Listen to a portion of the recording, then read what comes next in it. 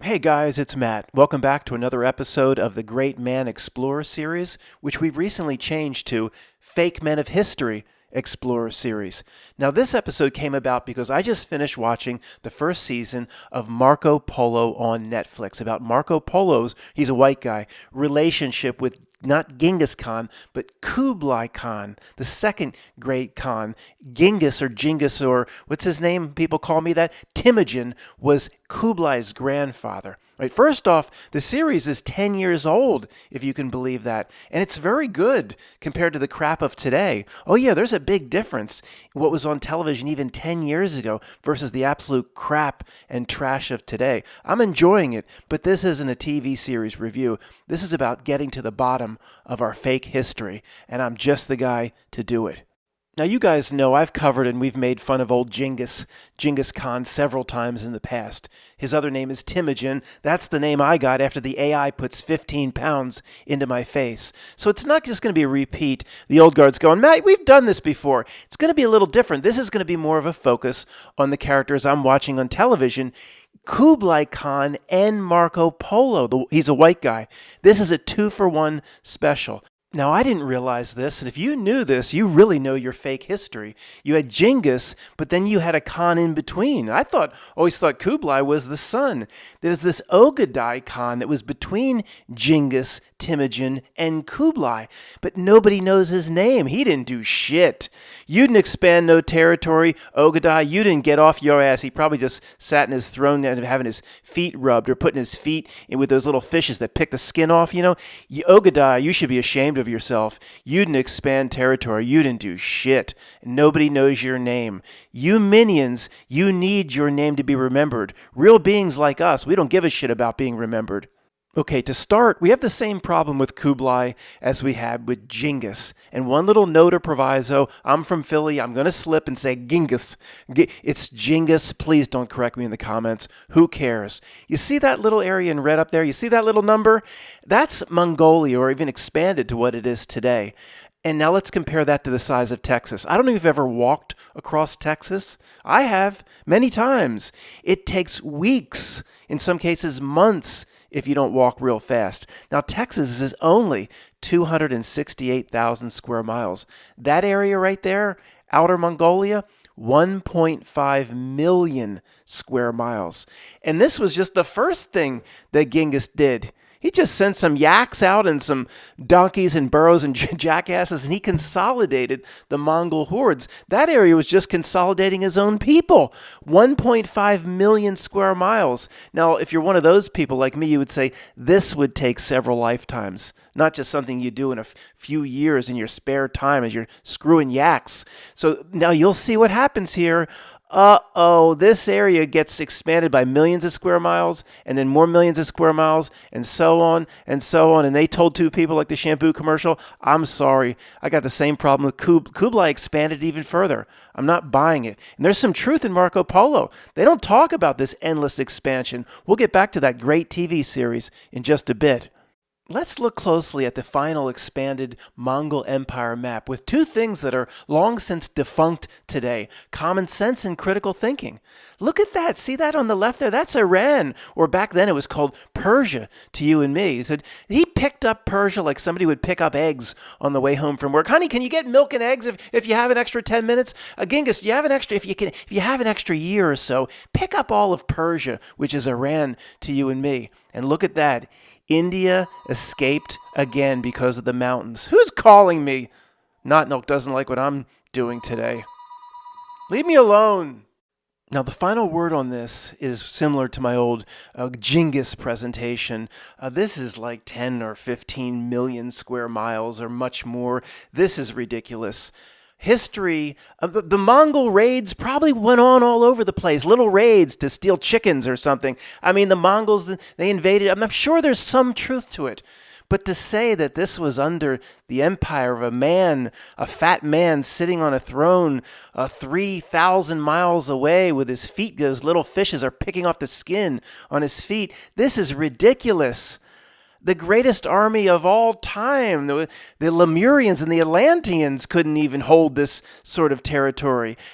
Okay, What happened was, and Marco Polo comes into play. Marco Polo and his writings, if he was even real, that's the point of this presentation. You bring in this little guy right here, Marco Polo, and he was used as a Humpty Dumpty stuffed Lenin to expand this story. And oh, are the Tartarian people, Matt, this is Tartarian Empire. Oh, I never heard that before. This is my first conspiracy video.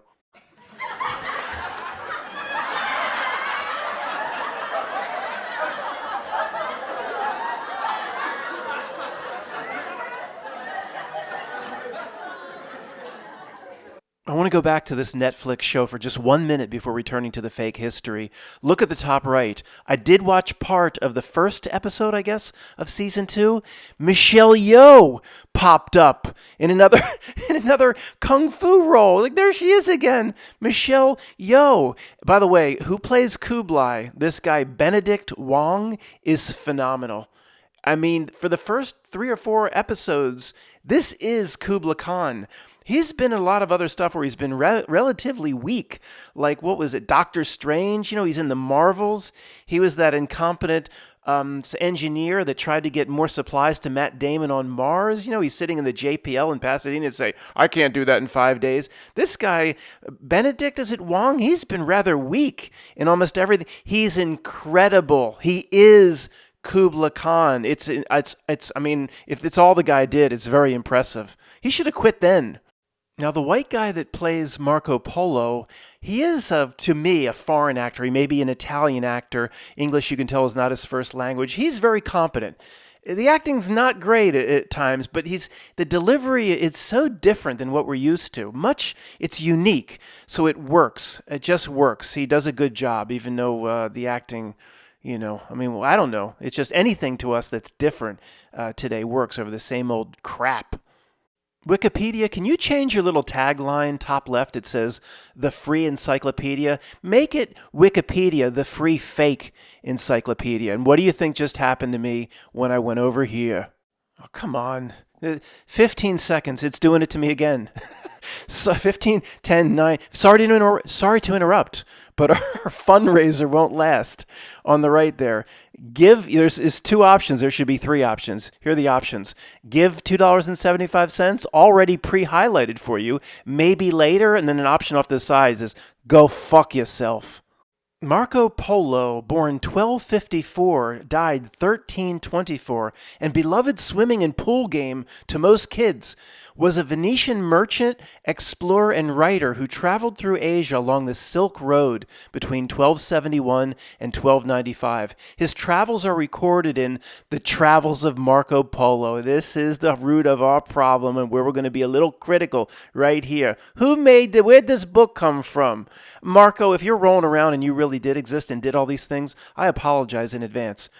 The Travels of Marco Polo, a book that described the then mysterious culture and inner workings of the Eastern world, including the wealth and great size of the Mongol Empire and China under the Yuan dynasty. Yuan, that's the currency today. Is it Yuan or renminbi? I always get confused. Which one do you use in McDonald's?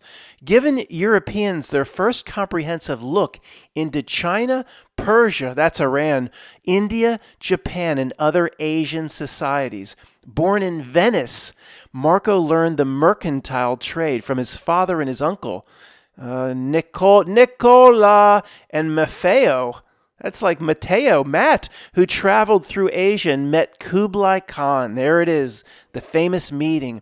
Skipping down a bit where it says the 3 of them embarked on an epic journey to Asia. This is the first episode of what Netflix presents. That's not saying Netflix is real. It's just matching what Wikipedia is. Nobody can say that this is real. The 3 of them were exploring many places along the Silk Road until they reached Cathay Pacific Airlines. They were received by the royal court of Kublai Khan, who was impressed by Marco's intelligence and humility. Marco was appointed then to serve as Kublai's foreign emissary. Wow, that quick, huh? And then he was sent on many diplomatic missions throughout the empire. So that meeting, he impressed Kublai. Kublai says, "White boy, you are extremely intelligent, boy. Do you want to work here for me? For you? You want to work? What do I get paid? 3 yaks a week. Oh, absolutely. I don't want to go back to Venice where I could actually have fun. I want to stay here with you and your yaks. Actually, this is mostly unreported in history. It appears Marco had a fetish almost for Asian women. Now, there wasn't, no, in 1200 and some, how many Asian women were there in Venice? 0. He figured if I could get in the court, if I can impress Kublai with some jokes or something, and eventually make my way into the court of Kublai Khan, could you imagine it would just be an endless Lucy and the chocolate factories of Asian women every night. This was his true intention. Now, don't ask me how I know that. Marco, Polo, Marco. That's a very strange Humpty Dumpty / stuffed Lenin. How did that make its way, that dumb game? How did it make its way into like every pool in America? At least for my generation. I'm like with the Sandlot or whatever. I went to a pool in my apartment complex in the late 70s and early 80s. And okay, the game itself makes sense. You got to close your eyes. Like the person closing their eyes didn't try to cheat all the time under the water. Matt, you're just saying what you did. Marco, Paul, why? It's so stupid, but it's just like it's accepted that that's what you do. You could call that anything. Fig, Newton. I mean, I don't. And here's what's so dumb about it: Marco Polo there's nothing to do with him in the water. The Silk Road and all the Mongol lands. It's just dirt and grassland. There might not even be a muddy hoof print for Matt Damon to lick the water out of as a Texas Ranger. Though he was not the first European to reach China, Marco Polo was first to leave a detailed chronicle of his experience. Here we go. All the experiences of anybody that ever went to China, even for a few days or weeks, may have been all put together and crafted into a fiction called Marco Polo. Maybe, I'm sorry, Marco, we're skeptical of what this reality provides us. We have right to be skeptical. I'm sorry if you really did all those things, okay? My job, first and foremost, is to get to the bottom of your not-milk bullshit. His account provided the Europeans with a clear picture of the East's geography and ethnic customs, and it included the first Western record of porcelain, a toilet, gunpowder, paper money. Oh, the gunpowder. Oh, yeah. We need an excuse of where the gunpowder for more killings, paper money, and some Asian plants and exotic animals, like the little fish that eats the calluses off your feet. His narrative inspired Christopher Columbus, oh come on, and many other travelers. Oh, give me a break. There's a substantial literature based on Polo's writings. He's also influenced European cartography, leading to the introduction of the Catalian Atlas. See, that's the shit that they already had from the Library of Alexandria. They already had it. They introduced it into society. Oh, Marco Polo did this. Who? Oh, that fake guy we just made up. I'm sorry, Marco, if you're rolling around listening to this. I'm sorry if you really did those things. You understand why I have to be skeptical. I have to lead with skepticism. That's what this reality has done to us. Remember I said how great Benedict Wong was as Kublai Khan? Well, this is Benedict Wong in Doctor Strange and the Avengers. It's almost embarrassing, his other roles. Really lame, almost laughable. And what's up with this is Benedict Wong in Doctor Strange. Doctor Strange was another Benedict Cucumber Batch or whatever his name is. So Benedict played with Benedict? How many Benedicts are there in the world? Anyway, he should have quit while he was ahead. I remember when he played, go watch the first few episodes of Netflix Marco Polo. This is Kublai Khan. It's completely believable. It's like you're in the room with Kublai Khan. It's like what Denzel Washington did in Glory. He's talked about this in interviews. He read about a certain slave or something that was participated in the Civil War. He almost allowed himself to be possessed, or he said he was somewhat possessed by the spirit of the ex-slave. I believe it because he typically plays himself in almost everything he's in. This was not Denzel Washington playing himself. This was a very amazing role. So was Benedict, not Cucumber Batch, Benedict Wong, did he allow the spirit, the soul or whatever of Kublai Khan to enter him? I'm telling you, this is Kublai Khan. Go watch it. It's really amazing. He should have just ended his acting career right there while he was ahead. There are several occasions in the Wikipedia where this book, The Travels of Marco Polo, which is everything, says, oh, my bad, we just don't know. They admit it's all vague information. Marco Polo was born around 1254.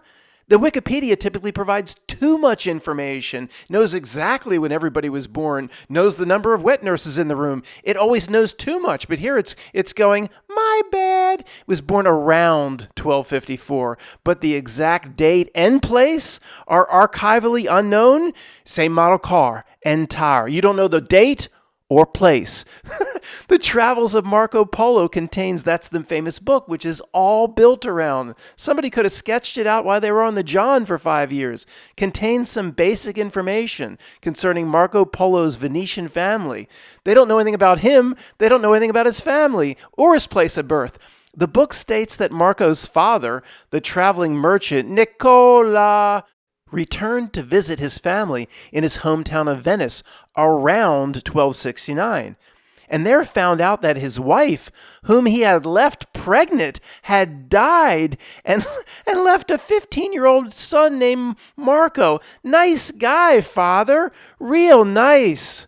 In contrast to the general consensus, there are theories suggesting that Marco Polo's birthplace was the island, they don't even know the landmass where he was born, the island of Corcula. That's like Tortuga in Pirates of the Caribbean.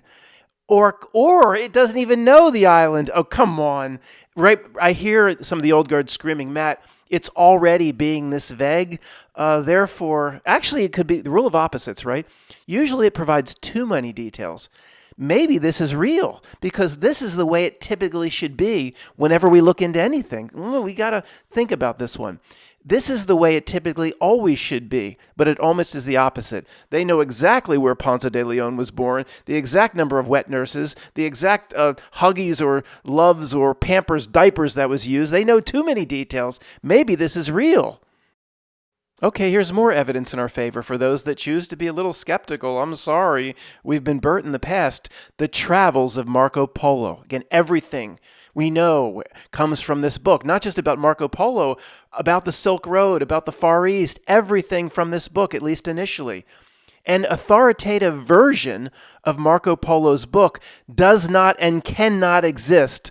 Well, could it be more plainly put than that? Does not and cannot exist. We just end the video right here. For the early manuscripts differ significantly, and the reconstruction of the original text is a matter of textual criticism. Could they be any more vague? This is very interesting, guys. I've never seen Wikipedia about a historical item be this vague. This is really, really shocking. A total of about 150 copies in various languages are known to exist. Before the availability of the printing press, errors were frequently made during copying and translating. They're covering more bullshit up on the back end. So there are many differences between the various This is incredible. I've never seen them come out and say, nothing here can be believed. In the lecture hall with your professor in college, what about Marco Polo can be believed, sir? Nothing. But they're telling you nothing can be believed. Polo related his memoirs, I thought it said memories, memoirs orally. He didn't even write it down, that illiterate son of a bitch, to can't pronounce, de Pisa, while both were prisoners. It's a prison testimony. Oh, come on.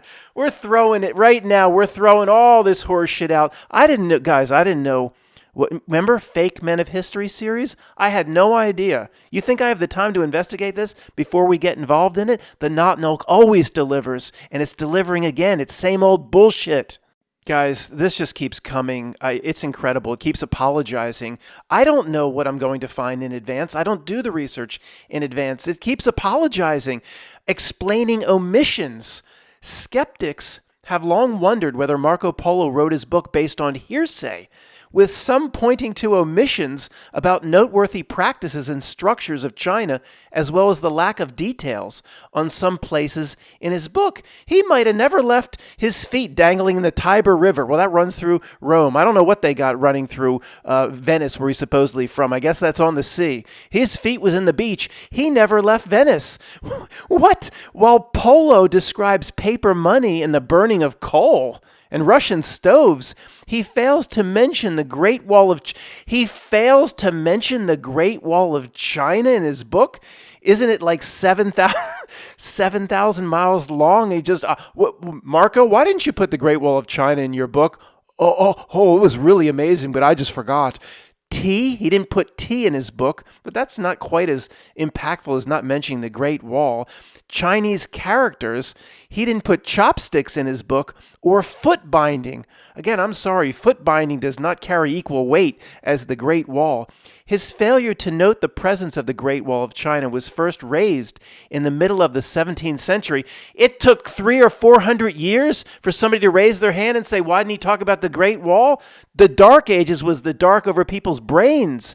In the middle of the 18th century, it was suggested that he had never reached China.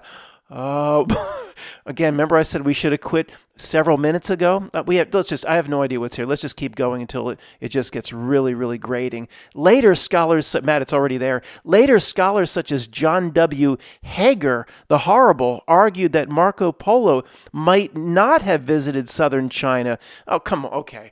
It's exactly what we expected when we were skeptical coming in. Why? Because the Not Milk always does this to us. And if somebody that stumbled upon this video and heard the first minute, they would have called us one of those people. When Wikipedia is admitting everything we thought would be coming is correct. If anybody wants to dabble with AI music, we come up with a jingle, fake men of history, fake men, fake men. In fact, it's the rule of opposites, at least in this case. The more busts and statues and plaques and the more times it's mentioned in Netflix series and in elementary school books. Do they still have books in elementary school? I have no idea. Marco Polo bust, that means it's fake. The more it's pushed, the faker it is. That is a problem for what you would call, the year was 1776 in the United States, and they call them fathers, founding fathers. That is, the more this Not Milk pushes something, unfortunately, the rule of opposites, sometimes the faker it gets.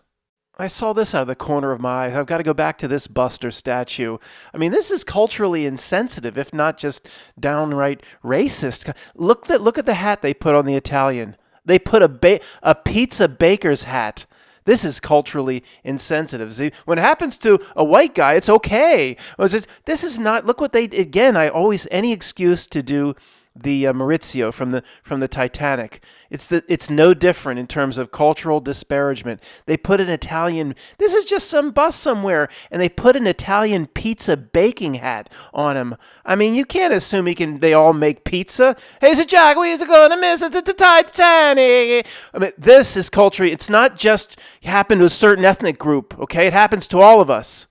Oh boy, we'll close with this. Look what I found at the bottom. The route of Marco Polo's journey across the entire world. Did he do this on foot? Could you imagine the corns and calluses on your feet? You would need those little fishies. No, Matt, he did it by donkey, mule, burro, jackass, yak, camel, and even he even tried to ride that Gila monster that tried to bite Sharon Stone's husband. Remember that? The Gila monster, some kimono dragon or something, took Sharon Stone's husband's foot in its mouth. You remember that, Sharon? If you're lonely, by the way, and you are a listener, I don't know. I'll take that back. I'm not sure how she's doing today. We'll just leave it at that. Look at this travels. What's the problem, Matt? Well, they don't speak the same language in these countries. They don't take the same currency. What did he do? He had to load up his donkeys, burros, mules, and jackasses with a bunch of gems and gold and things that would be, say, accepted as wealth all over the world. Well, I would think, and it's just me, I don't really know my history, I would think there's what's called robbers and bandits along these routes, going through Iran, and just a little bit, right? If you and I set out on this route that he supposedly took, and we loaded up our donkeys and burros and yaks, and within 10 minutes, the damn robbers and bandits would be all over us. We'd be stripped dry, and we'd be walking back to Venice naked within 10 minutes. But he made it all over the place. Oh, come on. Not Milk, as usual. You should be ashamed of yourself. Thanks for listening.